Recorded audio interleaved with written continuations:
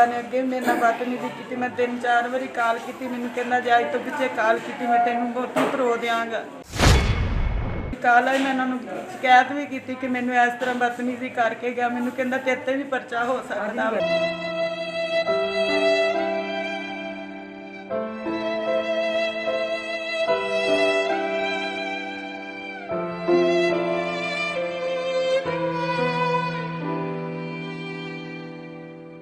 ਇਹ ਜਿਹੜਾ ਰਲਨ ਬੰਗਲਾ ਚੌਂਕੀ ਦਾ ਮੁਹਾਰਰ ਹੈਗਾ ਨਾ ਜੀ, ਕਰਪਟ ਨਹੀਂ ਬੰਦਾ, ਹਰ ਬੰਦੇ ਕੋਲ ਪੈਸੇ ਡਿਮਾਂਡ ਕਰਦਾ। ਹੁਣ ਦੂਸਰੀ ਪਾਰਟੀ ਕੋਲ ਪੈਸੇ ਲੈ ਰਿਹਾ ਜਿਹੜਾ ਮੁਹਾਰਰ ਹੈ ਰਲਨ ਬੰਗਲਾ ਚੌਂਕੀ ਦਾ। ਕੀ ਨਾਮ ਹੈ? ਸਫੀਉੱਲਾ ਦਾ ਨਾਮ ਹੈ ਜੀ। ਅੱਛਾ, ਫਿਰ ਤੇ ਸਾਨੂੰ ਡੀਪੀਓ ਨੂੰ ਬਿਹਾੜੀ ਸਾਹਿਬ ਨਾਲ ਇਹੀ ਮੁਤਾਲਬਾ ਕਿ ਇਹਨੂੰ ਬਰਖਾਸਤ ਕੀਤਾ ਜਾਵੇ, ਇਹਦੇ ਖਿਲਾਫ ਕਾਨੂੰਨੀ ਕਾਰਵਾਈ ਕੀਤੀ ਜਾਵੇ। ਹੁਣ ਵੀ ਦੇਖੋ ਹੈ ਤੁਹਾਡੇ ਸਾਹਮਣੇ ਮੇਰੀ ਹਾਲਤ ਹੈ। ਮੇਰੇ ਹਾਲਾਂਕਿ ਹੁਣ ਦੂਸਰੀ ਪਾਰਟੀ ਕੋਲੋਂ ਸਾਡੀ ਗੱਲਬਾਤ ਹੀ ਨਹੀਂ ਸੁਣੀ ਗਈ।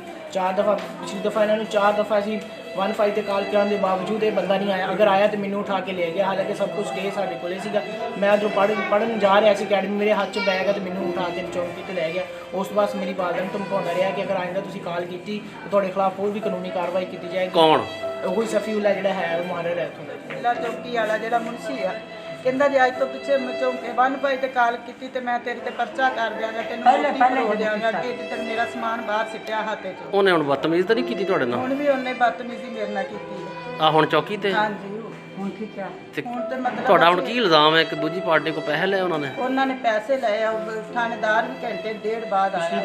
ਮੇਰੇ ਨਾਲ ਨਹੀਂ ਪਾਉਂਦੀ ਤੇ ਕੀ ਰੌਲਾ ਬਣਿਆ ਮਾਂ ਜੀ? ਰੋਲਾ ਬੇਟਾ ਬਣਿਆ ਵੀ ਇਹਨਾਂ ਦੇ ਕੋਈ ਜ਼ਮੀਨ ਦਾ ਮਸਲਾ ਸੀ। ਜਿਹੜਾ ਵੱਡਾ ਭਾਈ ਹੈ ਨਾ, ਉਹਨੇ ਜ਼ਮੀਨ ਆਪਦੀ ਮਾਂ ਵਾਲਦਾ ਵਾਲੀ ਵੀ ਲੈ ਲਈ ਤੇ ਛੋਟੇ ਇੱਕ ਕਮਰਾ ਹੈ, ਉਹਦਾ ਦਿਮਾਗ ਸਹੀ ਨਹੀਂ ਹੈ ਅਸਲਮ, ਉਹਦੀ ਵਾਲੀ ਵੀ ਔਤਰ ਨਾ ਖੋਤਰ ਉਹਦੀ ਵਾਲੀ ਜ਼ਮੀਨ ਲੈ ਲਈ। ਤੇ ਇਹ ਮਾਂ ਨੂੰ ਮਿਲਣ ਗਿਆ, 3 ਦਿਨ ਹੋ ਗਏ ਨੂੰ ਆਏ ਨੂੰ ਬਾਹਰੋਂ।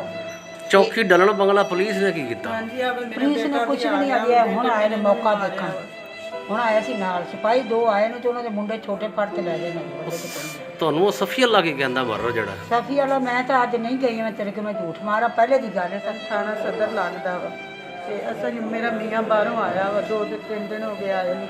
मेरे मियाँ ने आके मां नूं मिलन गया वा ते मिल बैठा मां दे कोल ते दूसरा भरा ते आदे पोता है उन्होंने मैनूं बंदे गाल पै गए, अंदर डंडे सोटे रखे जो ते अंदर ही इन्हां नूं बूहा दे लिया। मेरा बेटा बाहरों भज्जा वा ते उन्होंने भी फड़ लिया, मैं भजी गया, मेरे भी आवे सिर पाड़िया, मेरे आ कपड़े सारे पाड़े पे, मेरा बुरा हाल किया। ਅਸੀਂ ਗਏ ਤੇ ਥੱਲੇ ਡਿੱਗਿਆ ਪਿਆ ਸੀ। बेहोश होया सीगा, कोई हाल नहीं, अजे तक नहीं बोलदा ना कोई। ਤੇ ਕਿੰਨੇ ਮਾਰਿਆ? मेरे जेठ ने नज़ीर अहमद नाम आउंदा, उन्हां दे बेटे आ 4।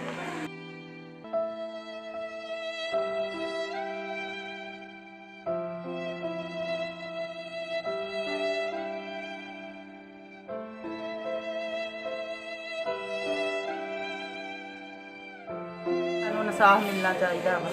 ਸਫੀਉੱਲਾ ਜਿਹੜਾ ਪੈਸੇ ਖਾ ਲੈਂਦਾ ਸਾਡੀ, ਉਲਟਾ ਸਾਨੂੰ ਧਮਕਾਉਂਦਾ ਵਾ।